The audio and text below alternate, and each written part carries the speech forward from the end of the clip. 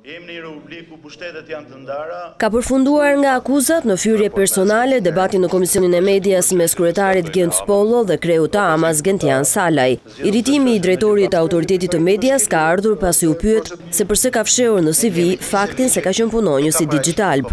E në këtë rast ai ka një konflikt të pastër interesi në krye të institucionit rregullator mediatik. Ndërsa përmend punësime në institucione dhe në ndërmarrje të ndryshme, nuk e përmend punësimin tuaj pranë operatorit platformës digjitale, Digital. Kam punuar për 1 vit e gjysmë në një kompani që quhet e-Solution dhe ke po t'ulësh kokën e ke CV para.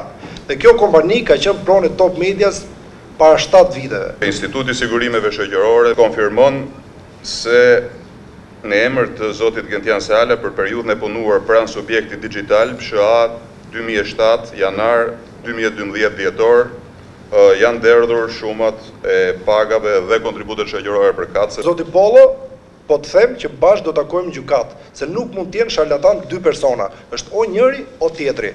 Dhe këtë do ta zgjidhim. Me fjalë zoti Sala. Jo, nuk kam kujdes fare. Ti për ton të lexosh. Dhe para këtu drejtohemi me ju njëri tjetrit si rregull. Absolutisht, zoti Genci, i nderuar kryetar Genci. Kryetari i komisionit. Genci me emrin është çfarë ka? Çfarë problemi ka? Për çështje edukate.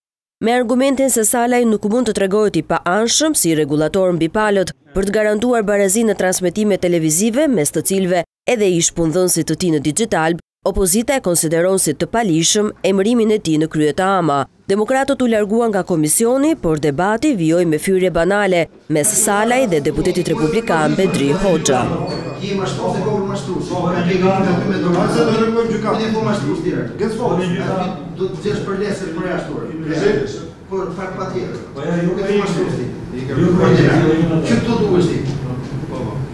Por për te i debateve të tilla, vetë kreu i Amas pranoi se Shqipëria do të shkel afatin e 17 qershorit 2015, kur transmetime duhet të kalonin nga analoge në numerike.